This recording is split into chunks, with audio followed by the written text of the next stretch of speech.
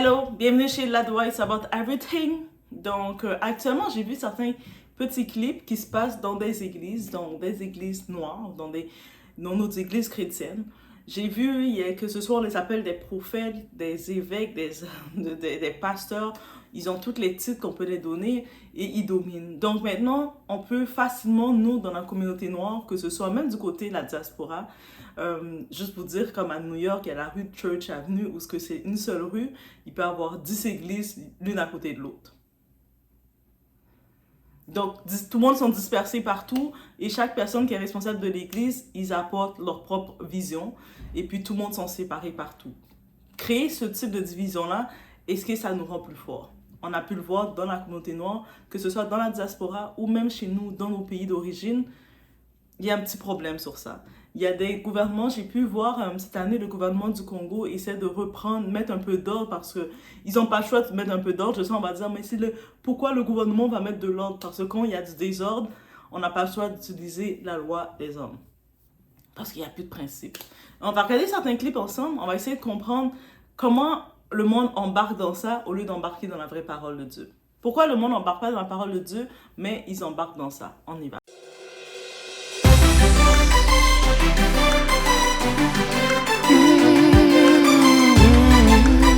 Chaque fois que vous faites votre offrande, s'il vous plaît, marquez riche en 3 jours. Nous portons une onction qui va vous rendre riche. Amen. Nous portons une onction qui vous rendra riche et millionnaire. Je vous dis au nom de Jésus. Ce que nous vous disons est biblique. Riche en 3 jours. Connectez-vous, je vous assure. Vous allez voir l'onction qui va tomber subitement sur ce place. Et il y a des miracles qui vont se produire. Je vous dis en 3 jours, il y a des miracles qui vont se produire. Donc quand vous le faites, faites-le, connectez-vous parce qu'il y a des gens qui ont préparé leur offrande et ils sont en train de le faire là maintenant. Continuez à le faire, continuez à le faire. Le Seigneur va faire en sorte que l'argent vienne vraiment par des endroits que vous ne pouvez pas imaginer. Donc déjà, on va y aller avec le premier vidéo. Le premier vidéo, c'est une pépite. Guys, c'est une pépite. C'est une petite pépite.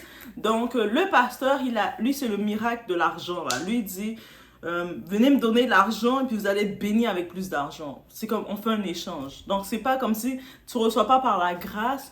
Lui, il a discuté avec Dieu. Dieu l'a dit, OK, tu peux aller faire du troc. Va faire les gens te donner de l'argent.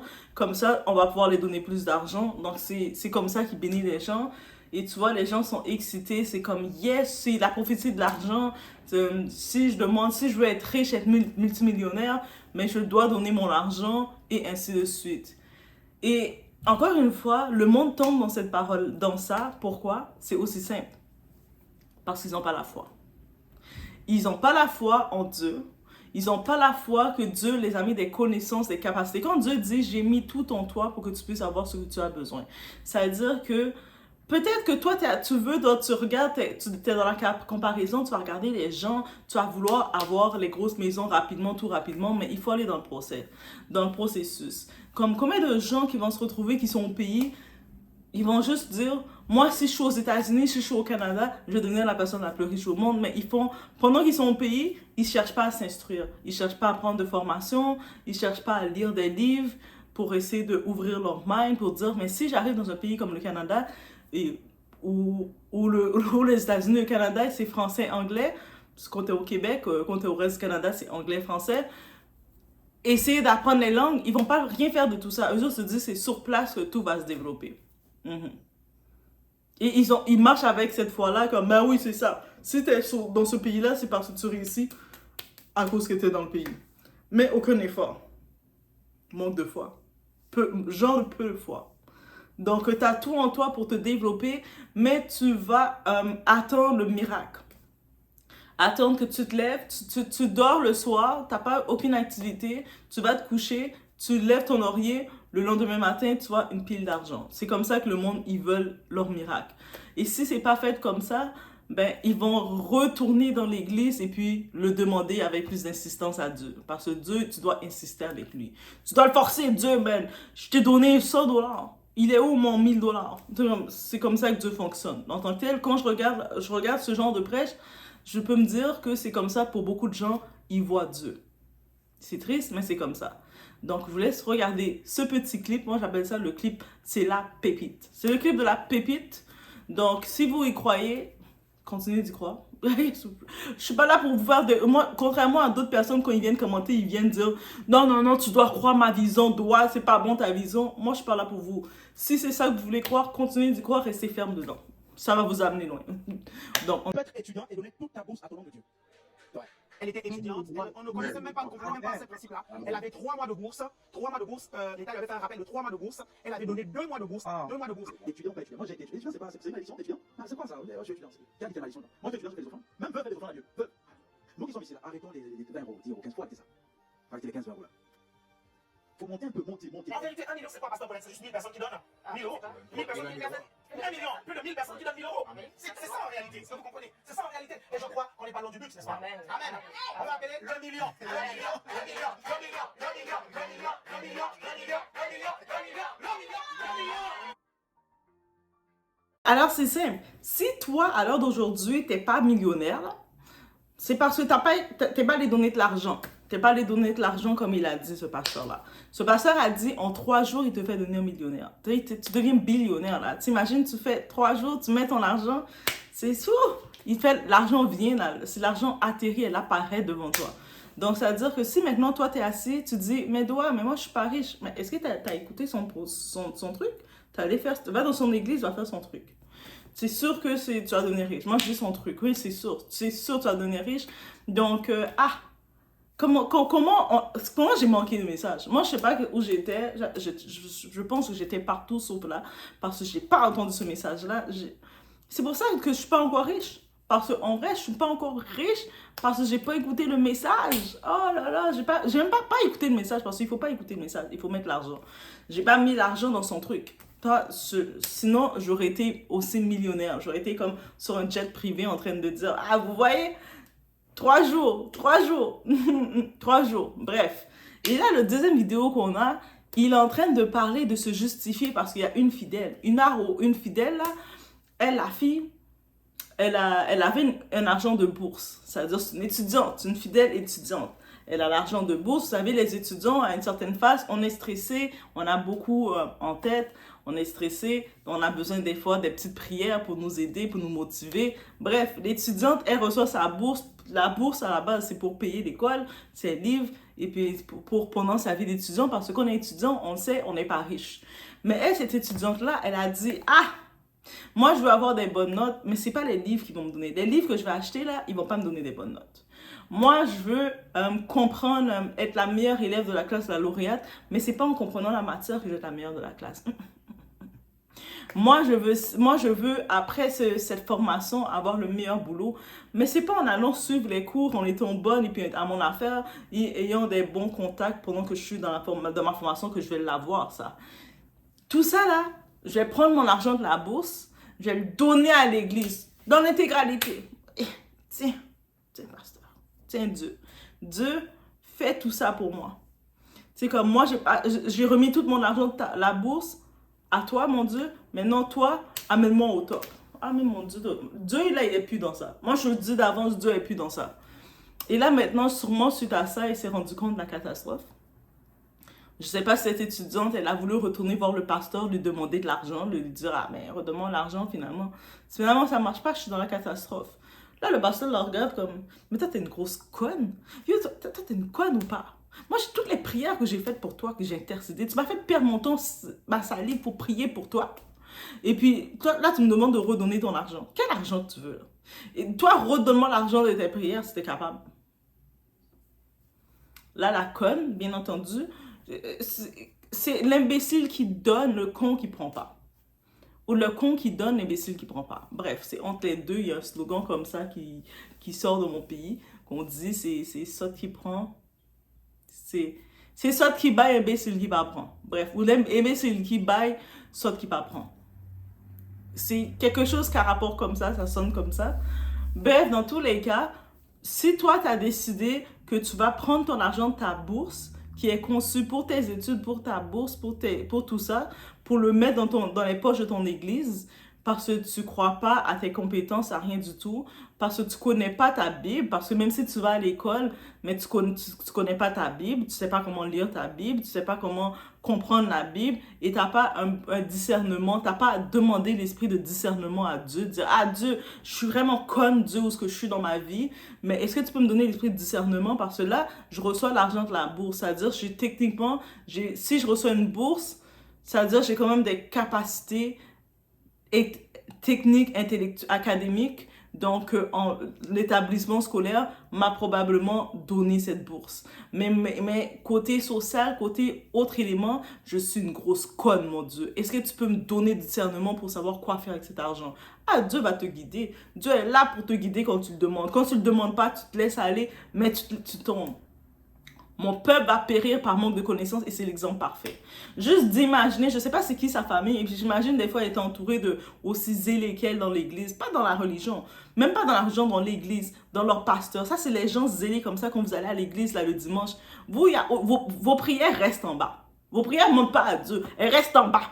Parce que vous n'avez aucune croyance, vous ne priez pas pour Dieu, vous priez pour le pasteur. Vous dites, pasteur, aide-moi, pasteur. Le pasteur te regarde, il dit, donne-moi l'argent, et puis toi tu vas le donner, toi tu vas vendre ton âme, ton cœur et tout pour le donner, ton poumon, tu vas tout te donner. Dieu, et puis après tu dis, mais pourquoi Dieu ne répond pas à mes prières? Dieu, toi, c'est à moi que tu parlais ou c'est au pasteur? Déjà quand on lit la Bible, on comprend la Bible, Dieu dit il est un Dieu jaloux. Il ne veut pas d'idolation. Il ne veut pas que tu commences à idolâtrer les gens. C'est-à-dire que quand vous venez à l'église vous asseoir et vous avez la conscience qu'on vous donne une bourse d'études, c'est-à-dire qu'il y a eu des déblocages dans votre vie, que vous avez été capable d'avoir une bourse d'études et vous prenez cet argent de la bourse d'études, vous le remettez à l'église et puis après vous vous rendez compte que votre vie ne fonctionne pas, que vous n'êtes pas capable de payer vos études, que vous êtes vous êtes plus capable de continuer, peut-être c'est même l'argent pour payer l'école et là vous êtes comme mais le pasteur a dit de le donner puis lui va le gérer ça pour moi. Mais va voir ton pasteur, ouvre tes jambes avec ton pasteur, fais ce que tu veux avec ton pasteur, mais laisse Dieu tranquille dans tout ça. Et puis, il y a trop de gens, et puis c'est pas des premiers cas, j'entends des histoires comme ça. Il y a même des cas, j'entendais déjà ça, même à la diaspora. Ça, je pense que c'est un pasteur qui est au pays, qui est au Congo, mais même au Canada, là, j'entends des histoires de catastrophes comme ça. Il y avait une fille, je sais, elle prenait comme devoir de donner presque la moitié de son salaire, même pas la moitié, presque le tout de son salaire. Il lui restait presque peu pour elle. Et là, quand c'est le temps de payer son loyer à la fin, elle n'arrivait pas. Elle n'arrivait pas à payer son loyer. Et puis quand elle n'arrivait pas à payer son loyer, elle allait à l'église, elle se déplaçait pour aller à l'église. Mais des fois, elle marchait à pied pour retourner parce qu'elle n'avait pas d'argent pour un autobus. Grosse conne qu'elle était. Ah, moi, je te dis, rendu là, c'est le terme con, on peut l'employer pour ce genre de personne-là. C'est même plus zélé, c'est aide-toi, le ciel t'aidera. C'est-à-dire que, et puis en plus, j'entendais cette histoire-là, elle prenait l'argent de son salaire. T'imagines, tu travailles, tu te lèves tous les jours de la semaine, tu vas travailler, tu prends tout ton souffle pour faire ce que tu dois faire. Tu reçois ta paye. Toi, tu prends l'argent de ta paye, tu l'amènes à ton église. Et puis après, maintenant, tu arrives chez toi, tu manges des nouilles, tu es en train de manger des petites graines de tournesol, tu es en train de galérer. En plus, tu te déplaces avec le peu d'argent que tu as, c'est l'argent de prendre l'autobus. Tu n'as même pas assez d'argent pour retourner. Tu vas à l'église, tu vas te sauter à l'église, faire tout servir l'église. Tu n'as même pas l'argent pour reprendre l'autobus pour retourner chez toi, tu marches à pied. Après, tu parles, Dieu, pourquoi tu n'agis pas dans ma vie? Même Dieu s'est tourné de toi. Là. Dieu a fait comme, ah, my God, man. My God. Même Dieu, il dit, my God. Même lui, entre lui-même, il se dit, my God, my God. J'ai donné la connaissance et tout pour pouvoir prendre des choses. C'est ces choses-là qui prennent ces cons-là. Et il n'y a même pas d'autre explication. Moi, je veux dire, c'est-à-dire que si toi, tu es consciente, et puis des cas comme ça, il y en a trop. Trop de personnes, tu vas avoir des mamans qui ont 3-4 enfants chez eux, même 6 enfants, plein d'enfants chez eux. Ils prennent l'argent peut-être du gouvernement les a donné, ils prennent l'argent d'État qu'on les a donné, c'est-à-dire l'argent des contribuables qu'on reverse pour des personnes dans le besoin. Et eux autres, dans cet argent-là, c'est supposé servir à leurs enfants, c'est supposé servir à gérer leur foyer. Eux autres, ils prennent dans cet argent-là, ils l'amènent pour l'église. Le pasteur dit, ah, j'ai besoin d'acheter ma nouvelle auto, guys. Ça fait 2 ans que je roule cette auto-là, je veux une nouvelle auto. Il y a même pas ça qui avait dit une annonce comme ça. Hein. Ça fait chaque 2 ans, il doit changer d'auto. Et c'est l'église, chaque 2 ans, je dois changer d'auto. Voici le panier pour la nouvelle auto. Puis là, le monde là, qui commence à remplir son panier, mettre l'argent, c'est le monde de ses élites, de son église, là, ses fanatiques. Et quand je vous dis les fanatiques, c'est un problème. Après, vous dites, Doa, pourquoi tu ne peux pas discuter avec les fanatiques? Mais qu'est-ce que je fais? Comment on peut discuter avec des fanatiques qui sont dans cet état-là? Tout ce qu'on peut dire, c'est vas-y. Ça t'a manqué de donner. En plus, maintenant, dans les églises, ils ont même les machines Interact. C'est-à-dire, même quand tu dis, ah, j'ai pas de change, ah, tiens la machine. Toi, tu la regardes, t'es comme, hein? C'est-à-dire qu'ils sont rendus là. Ils sont tellement rendus qu'ils veulent être sûrs de prendre ton argent, de réclamer ton argent. Ça les a manqués. Et il faut semer, il faut semer. Si dans ta vie, ça ne marche pas parce que tu n'as pas semé. Ah, mais je vais semer. Dieu a dit de semer. Il n'a pas dit de semer à toi, dans tes poches, pasteur. Il a dit de semer, de semer. Donc, ça veut dire que si je peux sortir dehors et puis je suis là, je paie un repas à quelqu'un, un inconnu, j'ai semé. Si je prends de mon temps, je vais faire du bénévolat, j'ai semé. Mais le monde, il ne le voit pas comme ça. Il le voit, c'est il faut semer. Ils restent devant leur pasteur et puis ils commencent à dire « Mon pasteur, ça ne fonctionne pas. » Même leur histoire de couple conjugal. « Mon pasteur, ça ne fonctionne pas avec mon mari dans le lit. » Le pasteur te regarde. « Ah, mais viens me voir après. Viens me voir après. Moi, je vais te montrer comment ça marche. » Qu'est-ce que tu veux qu'ils te disent d'autre? Qu'est-ce que tu veux qu'ils te disent d'autre? Même des fois, il y a des parents qui sont encore plus diaboliques. Ils ont leur enfant, leur jeune fille, leur jeune garçon. Ils l'envoient vers le pasteur pour que le pasteur s'amuse avec eux. Pour que le pasteur les apprenne la vie. Là, ils vont traumatiser leurs propres enfants. Après, quand leur enfant devient complètement déjoué, eux ne comprennent pas pourquoi. Mais pourtant, je prie, viens, on va prier au combat pour l'enfant. Mon enfant, comment il est comme ça? Parce que t'as vendu ton enfant, petit con. Bref, eh bien, dites-vous des clips comme ça. Guys, je regardais les clips. Au début, j'ai vu juste un clip le 3 jours. Devenir millionnaire en 3 jours. Mais les clips, ça passait devant moi. Vous savez, quand on commence à regarder un, ça passait, je disais, mais non, c'est impossible. C'est impossible. C'est un sketch. Je vais voir, on va dire, c'est un sketch. Mais c'est la réalité, ça se passe comme ça. Et puis, tu vois, le monde dans l'église, quand le pasteur dit ces trucs absurdes, ah, c'est pour ça que je vous dis, quand vous n'avez pas de discernement dans votre vie, vous allez être des moutons. Et puis, tu vois, longtemps, l'assemblée, ben, amen, amen, amen. Il faut donner de l'argent, amen. Il faut donner ton rein, amen. T'entends les baies comme ça, t'étais comme... Après, c'est les mêmes qui vont rester dans cette église-là. Ils vont faire 10, 20 ans, 30 ans dans cette église-là. Et puis ils vont dire... Ah, moi je suis chrétien. Ah, moi je suis chrétien. Hein? Moi je suis chrétien. Tu peux me faire confiance. Comment je peux te faire confiance? Même de toi-même, tu te fais pas confiance. Et puis moi, je vais aller te faire confiance. Au contraire, tu me dis ça, c'est là que je veux plus avoir peur de toi. Si de toi-même, je te regarde comment tu es auprès de ton pasteur, tu es en train de faire des amen. Le pasteur est en train de faire des choses bizarres devant le monde, les gens. Toi, tu es là, oui, oui, oui. Après, quand c'est le temps d'avoir une opportunité, tu viens dans les emplois, tu viens tout, tu veux présenter le titre de chrétien. Maintenant, c'est vous, les bébêtes comme ça, là, les personnes là, péries, déchouées comme ça de l'église, qui fait que maintenant, quand on entend le terme chrétien, on a peur. On est comme, est-ce que c'est supposé nous rassurer? C'est supposé être un laissez-passer? Vous l'avez retiré parce que quand on voit tous les discours et puis on voit comment vous êtes dès dedans, c'est-à-dire on sait que vous avez zéro discernement, zéro crédibilité. Et puis ça continue, ça continue. Au lieu d'être là pour sauver les âmes, pour amener des gens à venir vers vous, vous faites le monde regarder, puis fuir de vous et rire de vous. Au moins, on va regarder les gens mondains que vous aimez critiquer, parce que vous aimez critiquer les gens mondains. Oh, regarde tel et tel, les artistes comme ça sont pas bons, sont si. Mais eux autres, au moins, ils sont clairs et puis ils sont directs dans ce qu'ils font. Au moins, ils ont un certain discernement dans ce qu'ils font, qu'est-ce qui est bien, qu'est-ce qui est pas bien. Vous savez qu'est-ce qui est bien, qu'est-ce qui est pas bien, puis vous êtes bête comme ça parce que vous êtes en idolâtrie, en fanatisme devant votre pasteur, devant vos prophètes. Ah, le prophète m'a dit ça, moi je dois y aller. Ah, je suis allée dans la relation parce que c'était un homme de Dieu, c'était un frère ou c'était une sœur. Ah, mais là, je vis l'enfer avec cette personne. Ah, mais ça t'a manqué. Ça t'a manqué. Ah, j'ai donné, j'ai reçu mon argent de la bourse, j'ai tout donné. Mais ça t'a manqué. Ça t'a manqué. Là, tu as 2 reins. Donne un terrain. Donne un terrain. Tu ne peux pas garder 2 reins. Donne le deuxième. Donne un de tes reins, garde un seul rein. Rendu là, tu peux le faire. On est rendu là. Bientôt, les pasteurs, les églises vont venir réclamer ça. Ah, tu dis que tu n'as pas d'argent, mais moi, je vois que tu as beaucoup de richesse en toi. Là. Je vois que tu as un rein. Là. Tu peux le donner. Et puis, oui, j'ai donné... j'ai donné mon rein au pasteur. Dieu va me bénir. Hein. La ridiculité de ça. Et puis quand on regarde et plus on voit, plus c'est absurde. Moi, je dis, l'année 2024, c'est tellement l'année des expos et on voit les choses se faire devant nous. On se dit, mais impossible. Mais c'est pas possible, non, c'est pas possible, c'est pas possible. Mais oui, c'est possible. Eh! La ridiculité de ça. Bref, je voulais sur ce, guys, mais c'était ça. C'était ça. Et puis, il y en a tellement, je pourrais tellement continuer la vidéo à faire montrer des clips que je vois, mais on s'arrête là. On s'arrête là, en espérant ça va sonner une cloche pour certains, parce que c'est pas pour toutes. Il y en a qui vont faire « T'as pas le droit de dire ça, Doa! On a le droit d'être des cons! » Hey, Doa, vous avez pas dit que vous avez pas le droit d'être des cons, ok? Moi, Doa est pas dans la bataille avec les cons, ok? Avec les fanatiques, pardon, avec qu'est-ce que vous voulez être.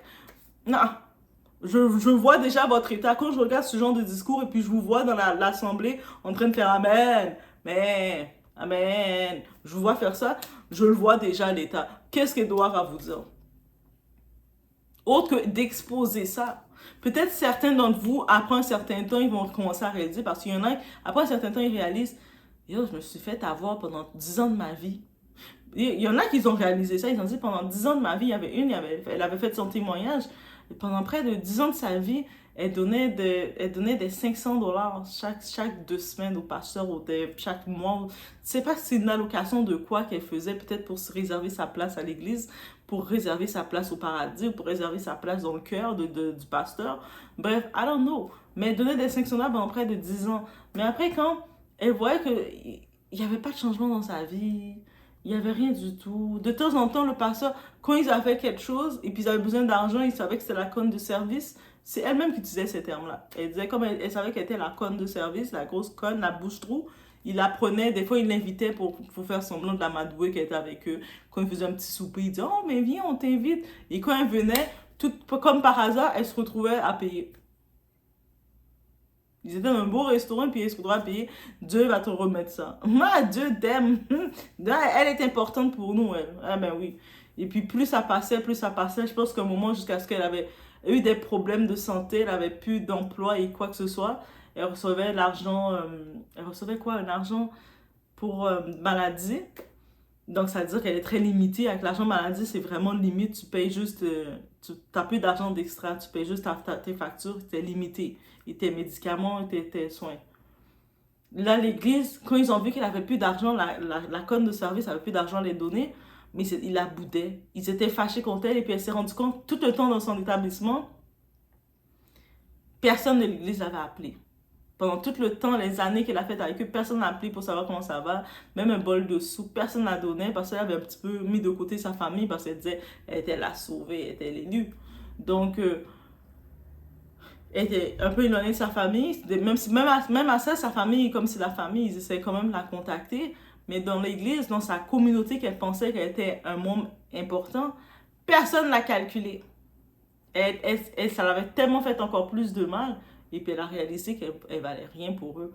Et surtout qu'ils ont été encore plus, ils étaient même fâchés contre elle parce qu'elle ne donnait pas de l'argent. Elle n'était même pas en état d'aller dans l'église physiquement, fait qu'elle ne peut pas donner la dîme d'offrande, rien du tout. Mais un moment, une semaine, ils étaient venus. Il y avait 2-3 responsables de l'église qui étaient venus chercher son offrande chez elle. L'audace de ça. Ils viennent chez elle chercher l'offrande. Toc, toc, toc, on est venu chercher ton offrande. Même si on voit que tu peux pas venir, mais tu dois quand même faire l'œuvre du royaume, peu importe ce qu'ils disent. Et elle était choquée. Et puis en même temps, je pense elle avait pas encore reçu l'argent. Heureusement pour elle, elle n'avait pas encore reçu l'argent. Sinon, elle serait tombée elle l'aurait quand même donné, elle se serait sentie forcée. Mais elle était comme, oh, mais j'ai pas d'argent, moi. Moi, je travaille pas, je suis juste sur le chose et j'ai même pas encore reçu d'argent pour payer mes choses, mes médicaments et tout. J'attends pour pouvoir, mais j'ai pas d'argent. Leur expression a changé. Ils ont fait, je sais pas combien de minutes chez elle. Elle a dit que ça a été une visite rapide et puis ils sont plus jamais revenus. Jusqu'à ce qu'elle soit rétablie, elle a compris ça. Quand elle a été rétablie, elle a repris le travail. Elle a laissé tomber complètement cette église-là. Elle n'est plus allée. Et puis eux autres, là, quand ils ont vu qu'elle était guérie, ils ont entendu sur les réseaux, souvent ils l'ont vu. Certains venaient la dire, mais comment ça, tu viens plus, t'es guérie, Dieu t'a donné la guérison, tu viens plus. Là, t'es guérie, tu peux revenir. Oh. Elle a dit, non, j'ai plus le temps. Maintenant, je travaille, on m'a changé d'horaire, je travaille les heures de culte.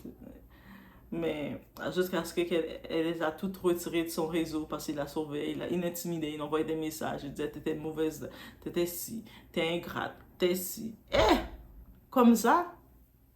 Donc, en tant que tel, c'était ça. Donc, faites attention à vous, soyez vigilants. Écoutez, faites attention à qu'est-ce que vous écoutez. C'est pas tout ce qu'ils disent qu'ils sont de Dieu, tout ce qu'ils disent qu'ils sont bons, qu'ils sont réellement bons. Il faut écouter le message et il faut demander du discernement. Même avant d'écouter un message, on demande du discernement. Et quand on demande le discernement, tout est éclairé sur nous. Parce que des fois, ils peuvent utiliser beaucoup de manipulation. Des fois, souvent même.